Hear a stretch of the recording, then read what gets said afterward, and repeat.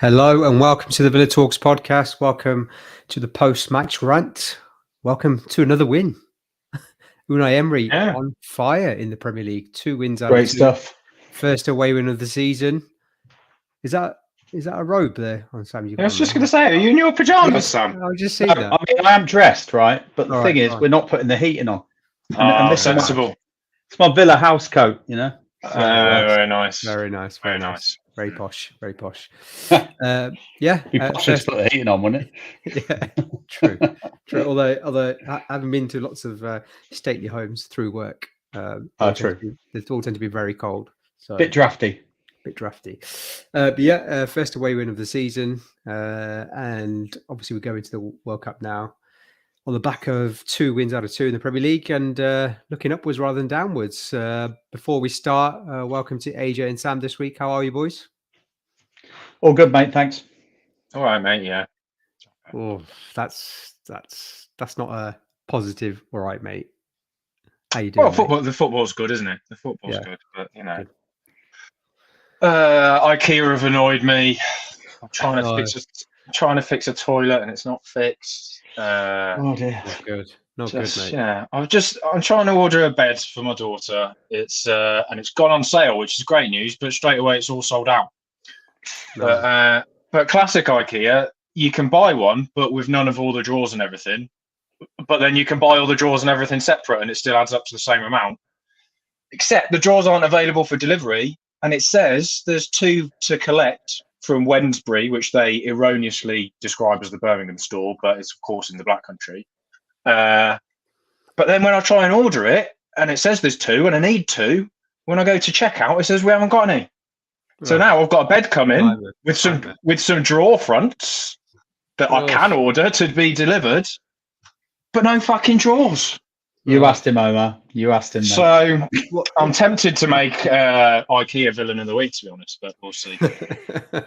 We'll come on today. Yeah, so this is going to be a shortened pod. Well, I say that every time we try and do a shortened pod, it ends up being an hour anyway. But we're going to just focus on the Brighton match. Obviously, there's no pre-match preview or anything like that we need to go through. There've been a few news stories, but they're long been and gone, so no point going over them again. So we're just going to focus on the Brighton game and AJ's toilet as well. I've definitely digging out a bit more information. I'll give you a bit of toilet chat as well as the IKEA chat if you want. Yeah. I'll be interesting. Yeah, interesting to hear what's gone wrong. What's gone wrong there? I'll send you some pics if you like, mate. You can load them up. Load them up. Yeah.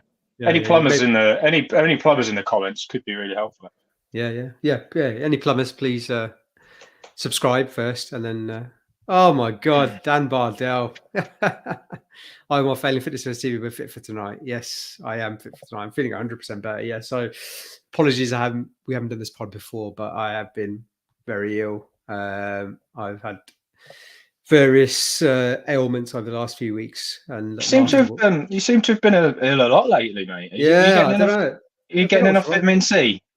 I am. I don't know what's wrong. I think the kids have been cycling through various illnesses. I've managed to pick them up, and I managed to get an ear infection, and then I had a family bereavement last week, as I told you boys. So that's obviously took a few days out as well whilst I was ill. So today's actually the first day I'm feeling good. Yeah. Cheers, Bardell. Family bereavement, fucking suspicious, Omar. Wow, that's a bit harsh, isn't it? Stephen Island, isn't it? Anyone? How many? Bardell, if you want to join, just send me a message, mate. I'll get you on the stream. Yeah. This is the cool. Right, should we talk about the football? Should we just talk about the football? Should we do football? No. So talk about it. I'm keen to talk about it. Don't worry, Bardell. I know you mean well, mate. I know. We've talked about it on WhatsApp anyway, so he knows. Keep it light, Omar. Carl Knight is still in Brazil. Check it in. I did ask. What a romantic honeymoon watching us on the live stream. What are you doing, mate? Wonder what Becky's doing. I did ask Carl for a voice note for Villain of the Week, but it hasn't come. It hasn't arrived. Maybe he will during the pod, and I'll do some magic behind the scenes to get it on. But it would have been lovely to hear his rant about Brighton fans and Brighton and the referee and pundits, Jamie Carragher, maybe. Just a few potential nominees for Villain of the Week. But yeah, we're going to focus purely on Hero of the Week. And I am going to play the video, AJ, even though we're great. I love it. Do it. So let's do it. Should we do Hero Villain of the Week? Should we just crack on? Here is hero and villain of the week.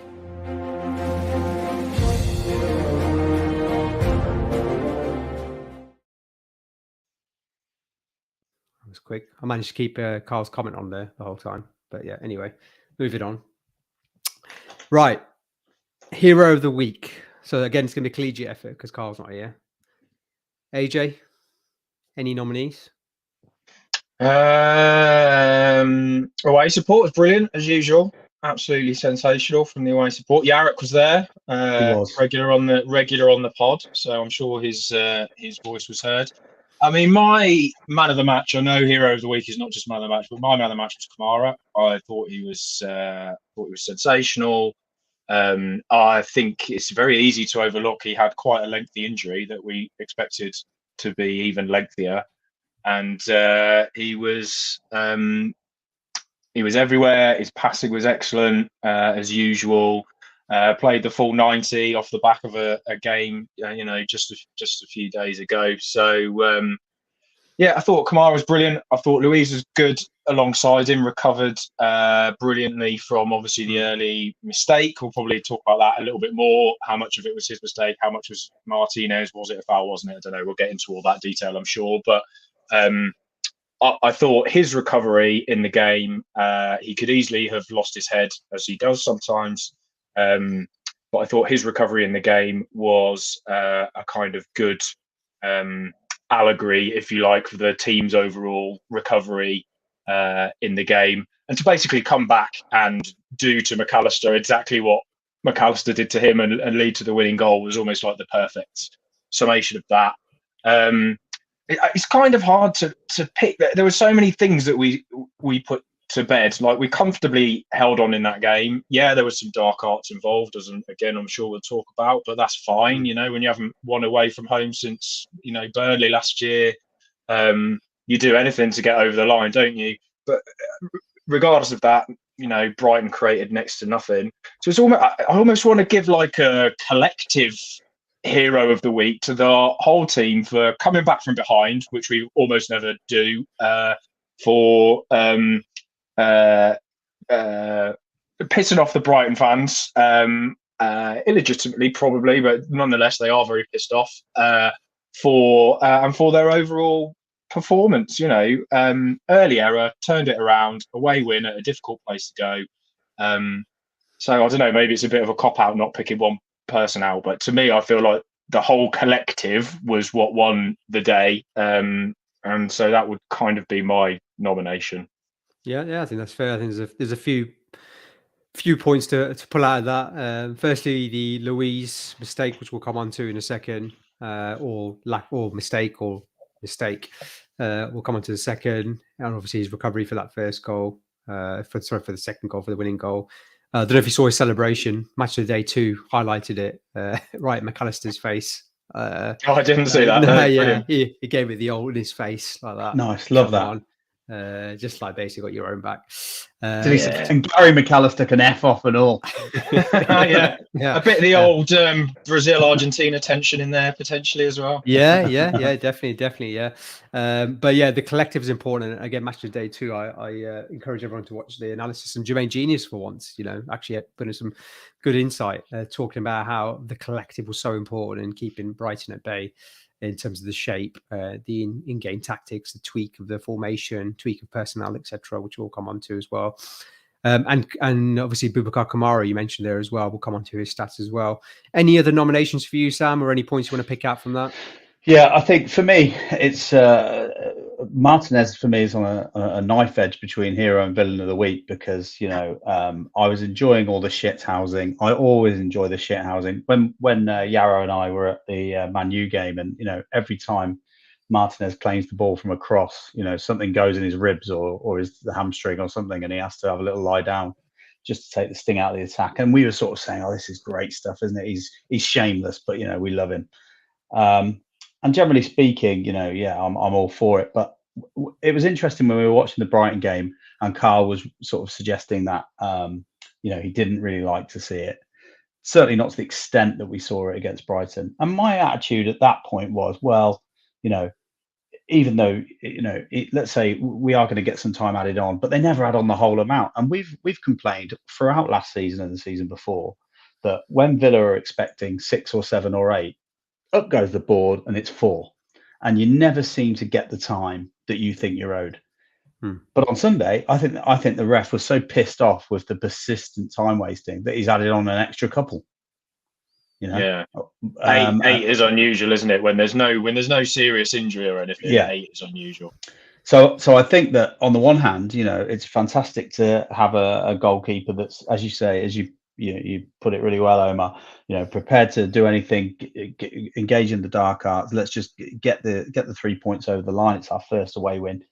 But on the other hand, I think that it was so persistent and so flagrant that I thought he overdid it, and it could have been to our detriment. So I just don't know whether I want to put him in the hero villain category. It's on a knife edge for me. I think you got the casting vote, Omar. Maybe. Yeah, I mean, I'm just never going to put him in the villain of the week. It is dark arts, but it's nice to be hated, isn't it? Really, for once, rather than Gary Neville and Jamie Carragher and all these pundits saying how much they love playing in Villa Park just because they've won every game. It's nice to be. Yeah, I know it so wasn't accommodating, but just we've been so accommodating for so long. It's nice to be like that. But I do appreciate that comment, and I think with Martin, I think referees are clocking on now. He's done it. He's got booked a couple of times this season for time wasting. Various referees have had words with him about his time wasting, and I think they'll just know now that when he throws the ball out and he looks fine, they'll probably just end up booking him. But with the goalkeeper, I was watching it with family on Sunday, and a few non-Villa fans in the family were saying, "God, this is ridiculous." And I was like, "He just does it all the time. It's so obvious." And they were just laughing at how obvious it was. Before, when he's done it, he's convinced me a couple of times where I've gone, "Oh God, actually, he's hurt himself," and AJ's gone, "Nah, no way, he hasn't hurt himself," and he has turned out that way. And then it's happened the other way where AJ's gone, "Nah, he's playing. I think he's hurt himself, but he actually has hurt himself." So it's one of those, isn't it? Boy cry wolf. But I think in terms of the overall game, let's start with the lineup first, AJ. Were you surprised to see Dendoncker come out, Kamara come in? Were you surprised to see McGinn playing in the team? Obviously, in terms of what position we saw he played on the right wing, and obviously it was a bit of a big gutting really to see Watkins not make the team and Bailey on the bench. Yeah, I mean Watkins and Bailey, Watkins wasn't well enough to play, so we're told. Bailey wasn't fit to start, so you can't really complain about those if it's a illness or fitness. If it's a fitness thing. Dendoncker's been unlucky, but Kamara is such a good player. He's our first choice, isn't he? He's got to be in there. We want him to be fit. We want to see him alongside Louise. We were all looking forward to that pairing starting as soon as possible. So that I didn't mind too much. I was maybe a little bit surprised to see McGinn come in, given his form and given the uptick in the form of the team since he's been dropped from the first 11. But I actually thought, I didn't think he was great. I didn't think he was back to his best by any means, and I'm not sure how well that role suits him necessarily. But I thought it was a better performance from him, and I thought his energy benefited us. And quite often, he was the sort of if we weren't going short, and there's almost no point trying to go long into Ings, although he did it a couple of times. McGinn was that sort of outball where he could use his strength, his massive arse, and all of that sort of stuff. It wasn't massively effective all of the time, but he was probably our best option as that kind of mid to long range outball.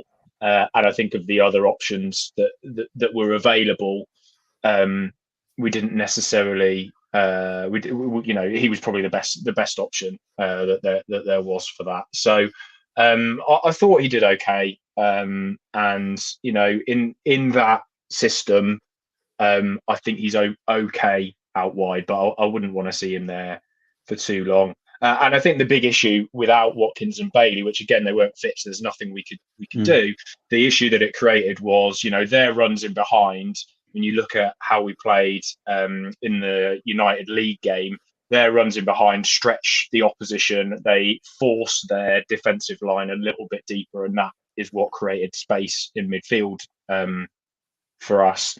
And obviously with Ings and Buendia as your kind of two up front, Ings was had a really good game. So it's not a criticism of him, but in terms of our tactics and our approach to the game, we didn't have as much space, partly because we didn't have that pace up front to keep forcing the defence to think that it might come over the top and threaten them. So, the lineup when it first came out was a bit, but I thought it was okay. I thought it worked out right. Yeah, yeah, exactly. Danny Ings there. Sam, I know you've been critical of Watkins, and even myself, I've been critical at times of Watkins. The issue with Ings has always been his all-round game, but I thought his all-round game on Sunday was excellent, to be honest, in terms of his link-up play. What did you think of his performance, not just in terms of goals, but his overall performance as well? Yeah, I mean, I think the thing with Watkins is, I have been critical of him, but it's worth noting that in Brighton is definitely, the team that he loves to score and do well against. So I was actually gutted that he wasn't in the lineup on Sunday, because he always seems to bag a goal, and so, I was hoping he might repeat the feat, and I'm glad that it wasn't required. Yeah, Ings is always. I think whenever I watch Ings, he always looks tidy in and around the box, in and around the D.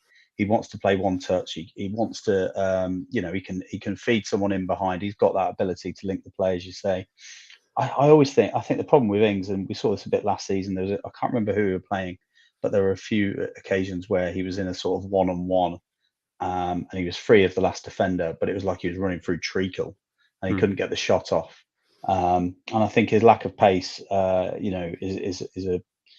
It does make you question the fee we paid for him, really, given that we have to play a certain way when you're playing with Ings, because as you say, he's not going to run in behind. You've got to play it to feet a lot more, and that means that you've got to have the players that can find him to feet, and then you've got to have you've got to be progressive enough to have the players around him. But I thought we did that plenty enough on Sunday. And as I say, Ings is a very good finisher, no doubt about that. But he's also a very good footballer. So when he's bringing other people into the game, and when you can get the ball into his feet, you actually look a much better team than when Watkins is trying to do that, because he's just not as good at it. So they both give you something.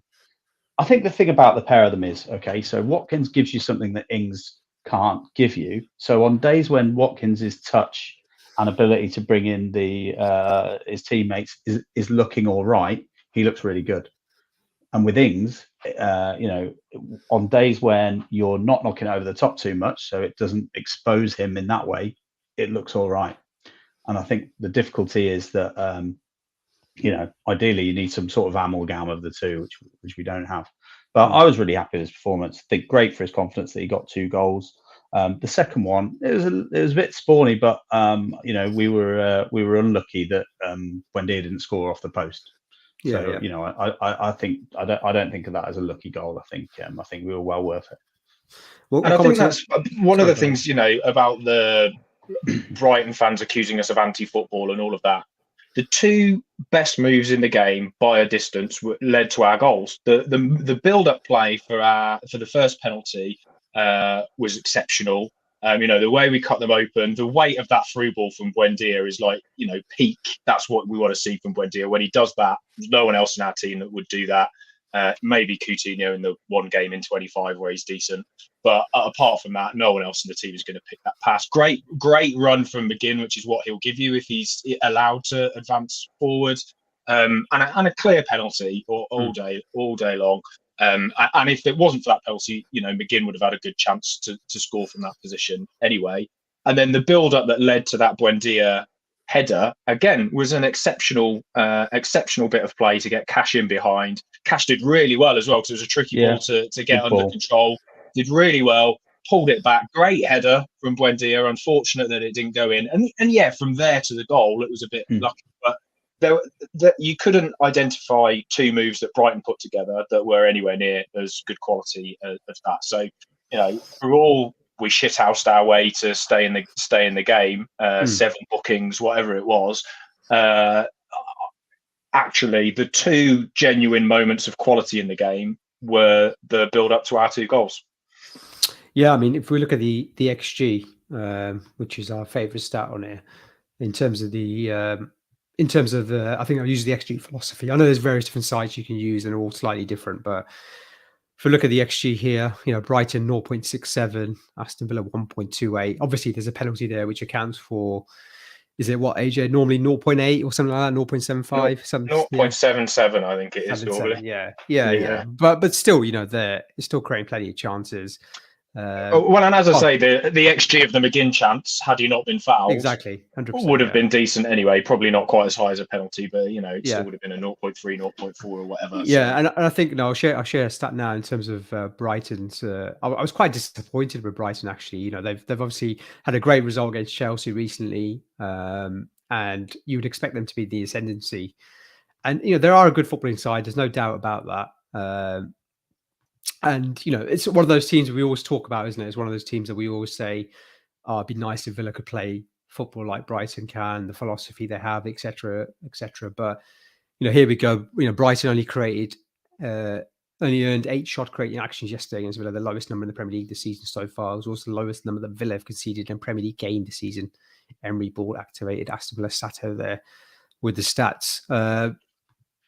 I think AJ, what was it? How many shots? How many shots on target? Two shots on target. Yeah. So and one of them was it one of them the Martinez one where he went down and threw the ball out?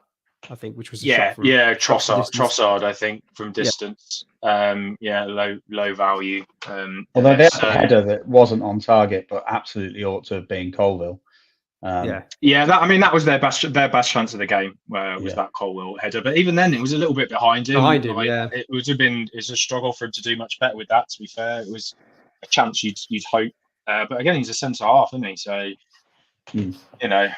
Well, the first goal, FB ref have that down as 0.18 XG, that chance. So really, yeah.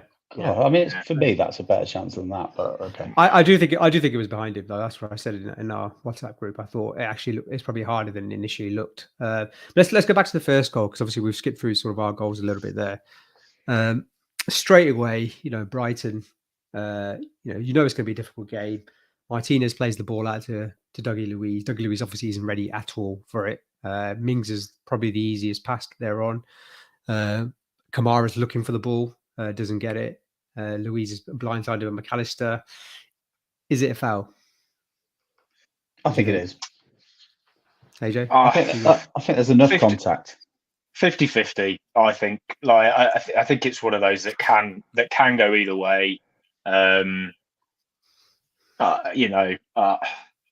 I think anyway, regardless, two things. It's the wrong pass for Martinez. Luiz is showing for it, but McAllister is right on him. So that ball should never have gone to him. It also, as a pass, because McAllister is coming over his right shoulder, and it's not far enough to the left. If it was to the left, then Luiz could easily have turned away out of it, most likely, or played it out to, I think Konsa was deep on the other side, or whatever. Often when it goes into that midfielder who's coming deep, it's a first time ball one way or the other. He didn't give Luiz the opportunity to do that. So I thought it was the wrong pass, a poor pass, even if you make that pass.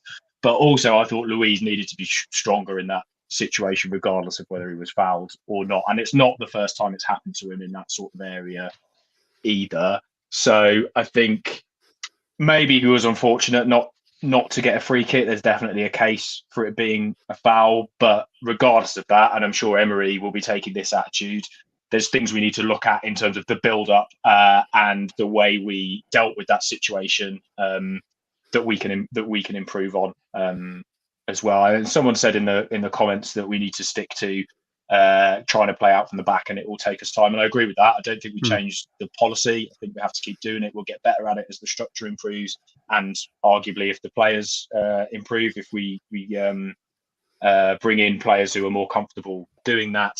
But there were definitely things to look at there in terms of the way we executed what we were trying to do there, as well as the question as to whether it was a foul or not. I think I agree with you. I agree with you both, really. I think it was a poor pass. I think Dougie could have been stronger. I think it's one of those where it can go for you, can go against you. Looking back at it in slow motion on Match of the Day 2, And I talked about how much they highlighted our style of play. They're also looking at that, and I can't remember who it was. I think it was Defoe and Genius, and they both said that it was a foul. I think it was a foul, in my opinion. I think McAllister comes across the wrong side of Luiz and basically takes out his left leg, and the ball's on his right leg. So for me, that is a foul. He's not getting the ball. However, looking at it in sort of real time when it first happened, my initial thought was, Dougie, you've got to do better than that. That's terrible. So I can see why it was given. So it's one of those, isn't it? And we'll come on to some of the other decisions in a second when we do Villain of the Week. But just on Dougie Luiz, AJ, you touched on it a little bit in terms of his performance for the rest of the game. But Dougie's been quite impressive, hasn't he, under Emery and also Gerrard, really, and this season as a whole, hasn't he, Sam? I'll share some of his. I'll share a quick stat of his while you talk as well. Yeah, I think he's an excellent player, and Project Restart Luiz is, I think, starting to come back to the fore. There was something about Project Restart Luiz where he was more progressive. His passing economy seemed better. He looked like he had added a bit of creativity, and I think that we saw plenty of that on Sunday, and a bit of steel in there as well. He's a good player. I mean, he's been linked with Barcelona, I know. Did you pick that up today? Yeah, I saw that. Yeah. I mean, it's not. It seems to me like Arsenal have been linked with him. It's not surprising that clubs are looking at him. He's a fantastic footballer. He's a big, strong lad. And you just think that there's probably more to come. And I think Unai Emery will get the best out of him. And I totally agree with what you both said about just how exciting that kind of double pivot, to use the parlance, with those two, real quality players can be for us going forward if we can keep them both fit and keep hold of the pair of them. I think that's really exciting. The other player there, then AJ, Boubacar Kamara, your thoughts on his performance? Sorry, just carry on what you were saying before you go into that. Yeah, I was just to sort of continue what Sam was saying, and Danny Hobson in the comments has said something similar as well, and I said it to you guys in the chat the other day. I think the thing with Luiz, I think he has been excellent. He's really stepped up in the last few games, certainly since Emery came in, but I think he was one of the least poor in some of the games under Gerrard as well, if you, I guess, forgive the sending off against Fulham, which we talked about at length after that game. Is that this, like, he's almost on the edge of being an incredible player, but he's never quite there. Even when he's good, there's still always, one little loss of concentration in a game, or there's one, and I think it's just like, I just really want him to kick on and do that for us. And like Danny said, like, there's always been this fear that he's going to go somewhere else and be brilliant, because you can see he's got all the tools. He's a great passer of the ball. He's got good vision. He's always at the start of our good moves. He's often the guy that picks it up, finds a pass that's a bit more penetrating than someone else in that position might find. And that sets us on the way then for a good move. But I just feel like he's still not quite hit his limit of where he can go.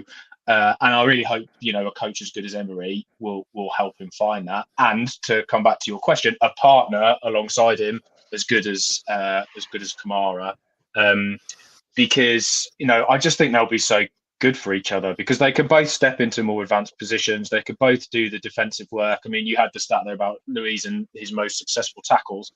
Kamara, the number of duels he won in that game, he just seemed to win every single one. And I think when he first came in, he seemed to be giving away a lot of silly fouls and things like that. And I see that a lot less now. Maybe he's adjusting to the Premier League, or maybe he was a bit too eager to prove himself when he first came in.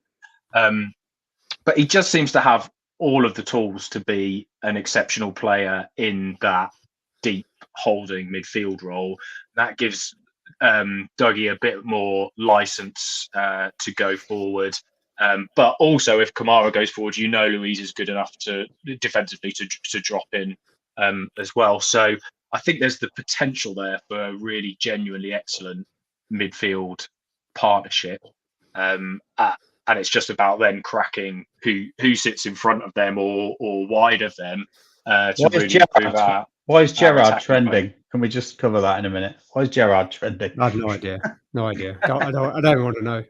I agree with AJ. I mean, look at those stats there in terms of his performance overall. He's just a midfield general, wasn't he, on Sunday? Against, Moses Caicedo, who's been fantastic and touted for some of the big clubs. And I thought Moses Caicedo was actually okay, but Boubacar Kamara really stood out for me in that midfield. And some the presence we've lacked for a while. We've had, AJ, you mentioned there about Luis, where he's got so many of the good attributes, but he's not always quite there.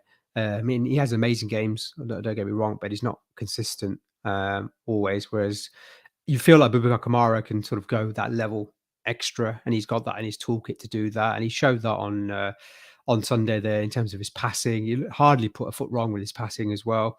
His passing accuracy at one stage was 100%, I think, maybe halfway through the game. I saw that. First half, it was 100%. Yeah. Touches there, obviously getting involved in the game.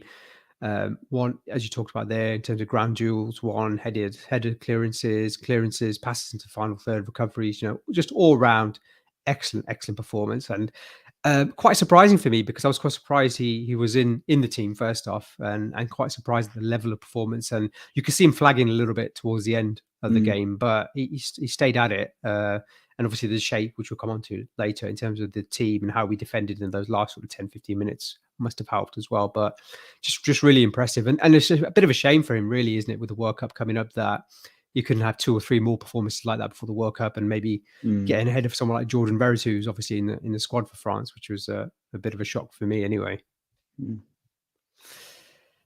Right. The lads in the comments are saying that Gerrard's trending because he's got a job as an ambassador or something at the World Cup. So right. Another reason to find him odious. Yes, there we go. David Stiles mentions that game against Man City. Dougie was superb. He's a hell of a player, right? Yeah, I completely agree. He's one of my favourite players, and he's young as well. He's really young still. And as you say, AJ, you feel like he can get to the extra level, and maybe he will when he hits his peak years. And that's even before, lads, we get onto him being social media solid gold, and the. Chadsy hates his social media game, by the way. Chadsy's not here, so how many clubs have beautiful romance between their men's and women's team? We've got that going on, guys. For us, Alicia's got a calendar coming out. I don't know if you've seen that. Great gift for Christmas. 2023 calendar. Yeah. Alicia's got one coming out. She has, yeah. I didn't know that. Yeah. Do you not follow her, mate? What are you doing? No, I don't follow her. No. I saw her at the Nottingham Forest match. I think she goes to quite a lot of the away games by the sounds of it. She does. I'm taking my daughter to it because it's at Villa Park on Sunday. Taking my daughter to that. Nice. Yeah, I saw Rachel Daly scored again today for England. I don't know if you saw that. Yeah, they drew 1-1. But yeah, excellent. Right, so moving on to the villain of the week. So we'll talk about some of the more controversial decisions. Sam, your thoughts first, please. Yeah, I just think it's Carragher, isn't it? I mean, the commentary on that penalty decision was just absolutely ridiculous. It was like he was watching something different to what I was watching. I didn't think it was a pen in real time. Did you? No, I did. I thought it was a pen in real time. I didn't even notice it. I was watching with Jugsy, and Jugsy was like, "Get up," and I was like, "That's a pen. That is a pen." Because I just knew it was one of those where I didn't properly see it, but I just knew when a defender gets caught blindsided. We've seen it time and time again, where someone comes in from mine, nicks the ball, and they end up kicking the play. I just thought it was one of those, and I thought it was going to be given. It was Solly March, wasn't it? Yeah. So Solly March makes a very sort of muted appeal. The lino's right on it, right? Doesn't give it. Solly March was down for ages, wasn't he? A bit like that, and maybe he thought he got a kick, but it's not like they weren't exactly crowding the ref, right? No. Pursuing the ref. Linesman's not giving it. The lino's not giving it. And then it says it's going to VAR. The first time I watched it on VAR from one angle, I was thinking, oh, that's a bit iffy. But then you look at it from the other angle, and it's and you see actually it looks like essentially he's Solly March sort of ran into him, and you think that's not a clear and obvious error. No way. There's nothing clear and obvious about the way that challenge went in, and I think you could say, oh, it's a bit dicey, or another ref might have given that. But to be as adamant as Carragher was that was the clearest penalty you'll ever see, I thought was absolute nonsense. And this idea that Brighton have been robbed when one angle looks like it could be a pen, the other it looks like it probably isn't. I just don't know what he was saying. What he was going on Gene about. of the Brighton fans as well behind him. Did you hear that? He was I'm not going to do accents anymore. You all think it's a penalty. You all think it's a penalty, don't you? Yeah, I just thought it was bonkers. Is it a hangover from the they sacked my mate gate? I don't know. Who knows? But I thought that was very poor. So yeah, for me, it's he's villain of the week.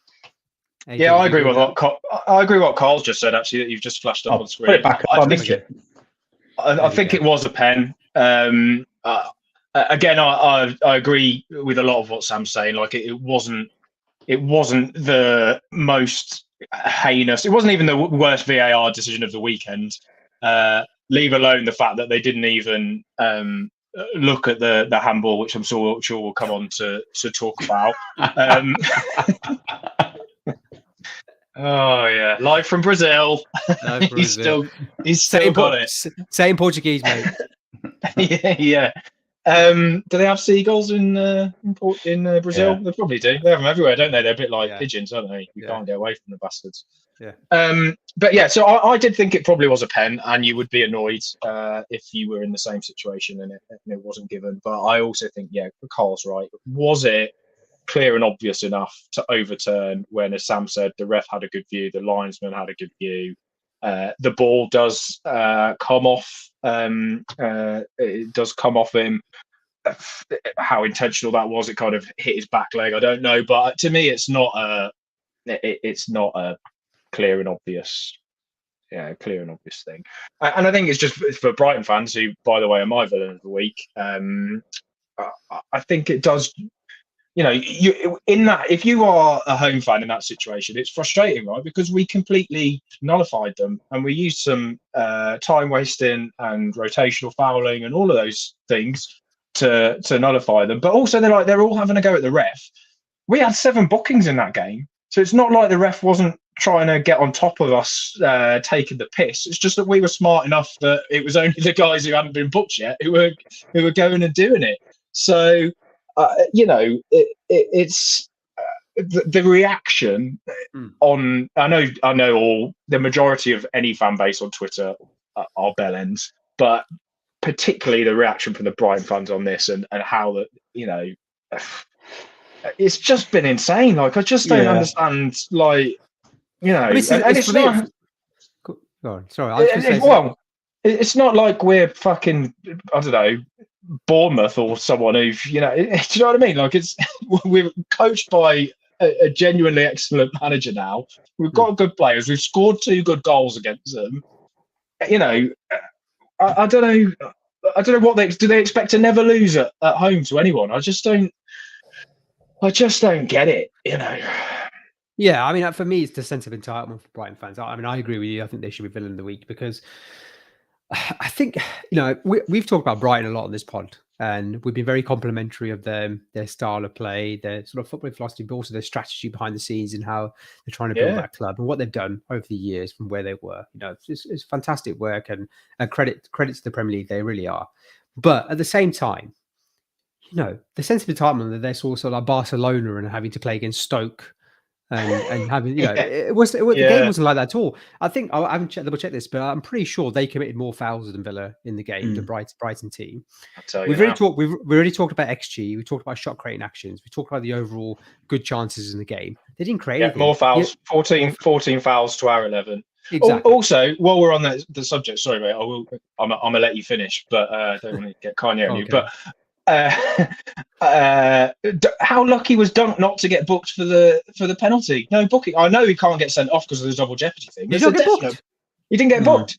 There was also, he pulled someone down in the classic when you're on a break, about to go on a break and you get pulled down and it's an automatic yellow card. He didn't get booked for that. And then there was one exactly the same that Mings did get booked for. And Mings was literally pointing it out, going, you didn't book him for it. Like, there's grievances that we've got. So if you want to say the ref was shit, he was shit in both directions. 100% agree. And we'll come on to our potential handball as well. in a second. Can I just add, playing devil's advocate, they would say that, you know, the reason that they didn't have a high XG is because in the second half we took the piss with the time wasting and whatever. They've got 8 minutes time. They've got 8 minutes added on though. Yeah, you know, but it breaking their rhythm and whatever. I'm just playing devil's advocate. But the other thing is your point about entitlement, Omar, is so bang on. In fact, it's so bang on that even Graham Potter moaned about how entitled they were. If you remember, he did. Good point. Yeah. Do you know what I mean? An absolute joke. Yeah. No. That's a good point. Actually, I totally forgot about that. And you're right. I think there's this. I don't know if with Brighton fans, maybe they've got new fans. Maybe it's a bit like Man City, but the amount of times I've seen Brighton play football and you know, sort of do lots of good things up until the final third and not create chances. You know, they historically have always been a team that haven't finished their chances or haven't created enough chances but play good football. And it was very much that was the case on Sunday. You know, they are, and you know, I'm going to say no offense, but take offense if you want. There are a small club doing well. Let's face it. But that's why they're brilliant, isn't it? That's what's brilliant about them. And yeah, exactly. So it's fantastic. But we're Aston Villa. I'm not saying we're a massive club or anything like that. We're historically a big club. Doesn't necessarily mean we're a big club now. But you know, we've got good players. We've got a good team. We've got a good manager. We were in a bit of a mini crisis, and we're trying to work our way back. We're playing away from home. We've created good chances on the break. We're trying to play a style of football that I didn't think was Stoke-esque. It was just sensible and practical and pragmatic. But we were still creating more chances than they created. We were still playing better football than they were playing. And, you know, by the end of the game, all they were doing was crossing from deep. It was basically what we did against Bournemouth. You know, it was no different to that. They weren't creating little 1-2s, little triangles in and around the box and creating good chances. It wasn't like they were peppering our goal. Martinez, you know, didn't have to do much the entire game apart from feign injury. That was it, really. You know, Richard Edwards. I know we're bigger than Brighton. I'm not saying we're not bigger than Brighton. I completely agree with bigger than Brighton. But in the current context of things, you know, we're not. Are we a better team than Brighton? You know, it's one of those. It's not really sure. Yes, we're in the ascendancy, but Brighton have done well. But it's just the entitlement that somehow they're entitled to be allowed to play football. It's like, you know, if it was Liverpool or Man City saying that, Liverpool, Man City fans, I sort of get it because, you know, historically and even now they win so many games and they dominate games and they've got so many good players.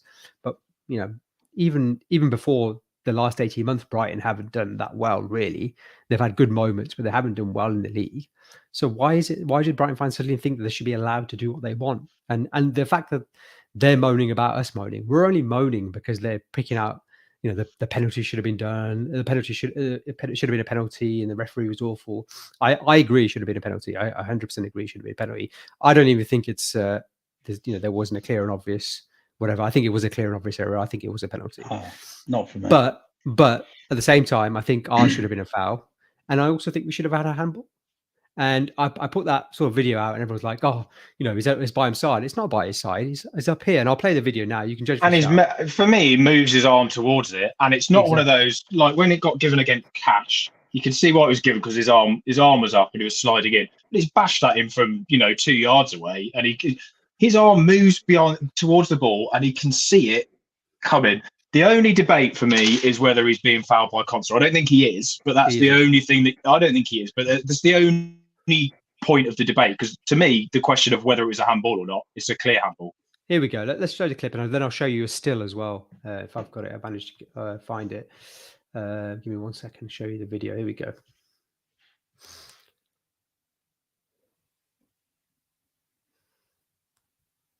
Let's look at that one more time. Let's look at that one more time, and then I'll show you the still. And he's watching it onto his arm. Look, you know. And he knows. Look, you can see there. He's like, "God, he knows. He knows." And look at this freeze frame here. You can see, you know, his arms. Yeah, it looks like his side, but that's just after he's hit the ball. His arm is right up by his head just before that. And you know, people saying Cons have fouled him, but you know, all he did was just, you know, someone said, "Oh, he had his arm under his armpit." I mean, has anyone seen a corner before? You know, everyone doesn't stand away from each other like, "Oh, yeah, go for a run, mate. Go have a shot at goal." And people said, "Oh, you know, the keeper was fouled." I don't think so. I mean, all he does is what we do every team does, which is just block the goalkeeper and stand in front of him. That's it. There's no like, you know, no one's holding him back or pulling him down or anything like that. Did it even ever check that? Did it? No, I don't know if they checked it or not, but No, for me, that's if theirs is a penalty, then that's a handball. Now, even if you argue that isn't a handball and then they should have a penalty, I still think the first goal's a foul. So any way you want to look at it, Villa deserved to win and would have been up. And someone's posted in the comments, Martinez would probably saved it anyway. So yeah. Well, one thing I would just say is if I was a Brighton fan, I would be annoyed, but I'd be annoyed that I had a team that had 65% possession at home and essentially only created one chance, because the goal we gifted them. The only chance they created was that Colwell header in the entire game. That was the only genuine chance that they created when they had 65% of the ball, and that's their problem. Like they've got, if teams are going to come and take a lead and then sit back and defend the way we did, six at the back effectively. Once Young and Augustinson were on, we were basically playing really narrow back four with two. We had full backs and wing backs. It was defensive, but needs must, and teams are going to do that when they're 2-1 up. And if you've got no one who can go past the player, if you've got no ability to play through that defensive block, then that's your problem. You can blame the referee all you like, but that's your problem. And you know what? You could say, "Oh, I'm just saying that," but rewind a few podcasts to the first few games of the season when we had 60% possession and didn't create anything under Gerrard, and that's what I was moaning about. So I'm not just saying it. I've got receipts. What a cameo from Young, what a cameo from Ashley Young, by the way. Yeah, excellent. Oh, I thought it was fantastic. And let's talk about that now. Ashley Young, obviously, Match of the Day picked up on it as well, and a lot of people picked up on it. Was the sort of change in formation, going to a back five and almost a back six at times with McGinn tucking in a left back, and just the way that the team moved in cohesion, which was just so weird to see as a Villa fan, where as soon as Brighton were trying to sort of get in and around the box and were struggling because we were crowded in the middle, they had to go back to the centre backs to then build the play back up again. We would almost squeeze back up and squeeze them again and move high up the pitch. And it was nice to see us play high. We weren't playing on the edge of our box at all. We were sort of maybe 10, 15 yards away from the edge of our box most of the time. And there was a few instances where they tried to play a ball over the top and Martinez just easily got hold of the ball and there was no issue. And it was just really great to see. And I suppose the general theme of that is just how good it is and how nice it is to have a proper football manager who understands these things. They can make those tweaks in game as well and see a game out like that. Yeah, 100%. And I think his changes are astute, not just in terms of personnel, in terms of substitutions, in terms of the shape. And yeah, I thought against Man U, similarly, we weren't camped in our own half when we were ahead against Man U. We looked a threat on the break. I think we looked less of a threat on the break against Brighton, but different personnel and not as easy an outball out to Watkins over the top. But yeah, no, absolutely delighted with his ability to think his way through games. I think it really does show. It's such a contrast. Actually, it's with all due respect to Dino, I don't think Dino. We used to criticise Dino for the same thing, and I think so. Yeah, I think as Carl might have said either on the pod or on the WhatsApp group, this is the appointment we should have made. When we got Gerrard, and at least we got there in the end. Yeah, let us know who you think should be man of the match as well in the comments below. We've talked about various players, and what I'd ask the guys towards the end of the pod who they think was man of the match as well. But yeah, in terms of style of play, we've talked about that at length as well. I did want to sort of pick up on something you posted, AJ, in terms of how the Premier League has changed.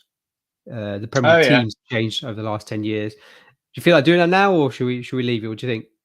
We can do that if you want. Yeah. Let me just find who actually posted it, unless you've got that. I've got the image. Just before we do that, I want to do. Make sure.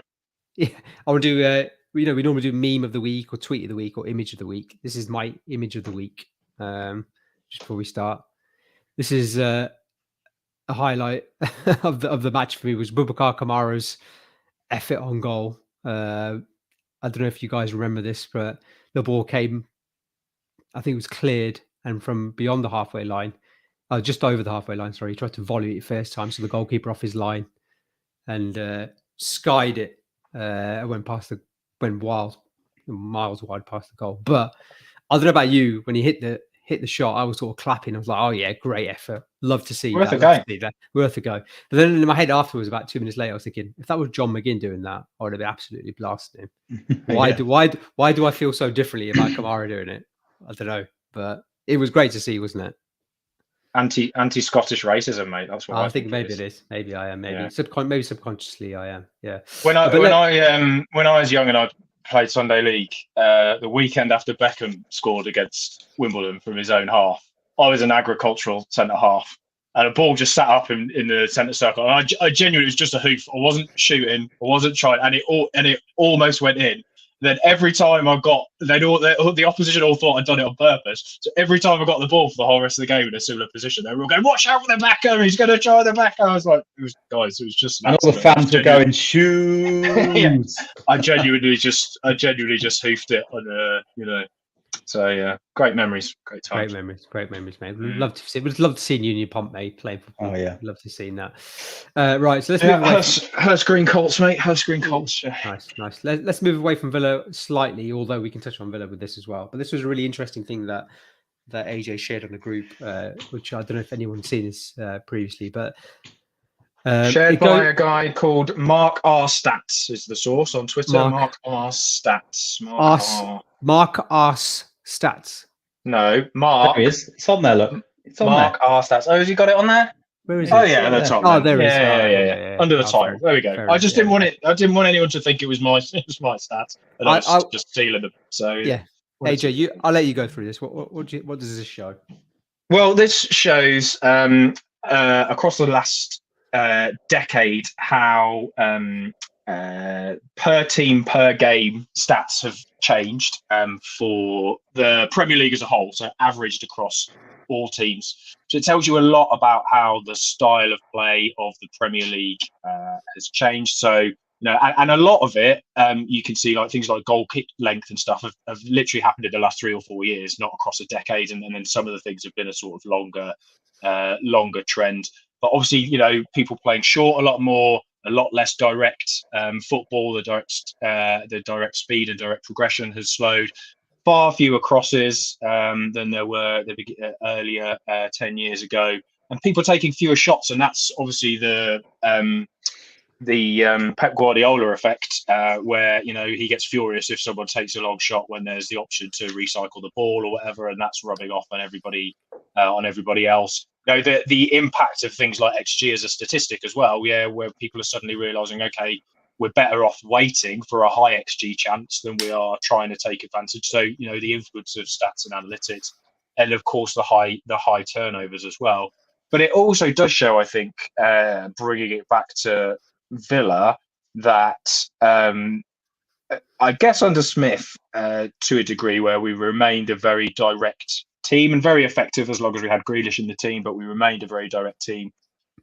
I think how long you could continue to play in that way and be competitive towards the top half of the table, given these trends, I don't know. I think, to be fair to Gerrard, he would probably say he wanted to play a more possession-based, high-pressing game. That's certainly what he tried to do at Rangers, but he just didn't have the ability, skills, knowledge to get anywhere near implementing that in an elite league. But under Emery, you can already see that this is the direction he's moving in. Whether we've got the right players to deliver it or not, I don't know. But certainly, it's the way the entire league is going, and you're going to really struggle to compete high up in the league if you're not keeping up with the tactical trends of the time. Yeah, I think that's a good point. I think, I suppose under Gerrard, our crosses would be pretty high as well, especially over the last 6 months or so. And for Dino, the high turnovers was obviously a key part of his plan as well, wasn't it? Trying to turn over the ball. But yeah, no, interesting, really interesting, and I think it shows you the way the Premier League is changing. And more importantly, I think it's, going back to your point there about Emery there and what I was saying earlier, it's nice to have a proper elite manager who understands these things and who understands that you need to play a certain brand of football to progress and become a good team and try and achieve things and try and win a cup or try and move towards the top end of the table. Doesn't necessarily mean everyone has to play like Man City or Barcelona. That's not what I'm saying at all. But just in terms of how you play, how effective you are, how pragmatic you are in certain games, I think we'll see that come into fruition a lot more as the season progresses. Obviously, we're only a few games into Emery's managerial reign, but already within a few games, we've seen the way that he can tweak systems, the way he can tweak tactics, the way he tweaks personnel, etc. as well, and just how he sets up his team. You can see he's a thinking man's manager, and you can see his ability, his knowledge, his intelligence as well, and I'm really exciting to see. And I think a few people have mentioned in the comments around, what we might see in January. Maybe we'll do a pod on that in terms of potential sticking points in the squad, improvements that we can make, etc. as well. Maybe we'll do a few World Cup pods as well. What do you think, boys? Oh yeah. Yeah.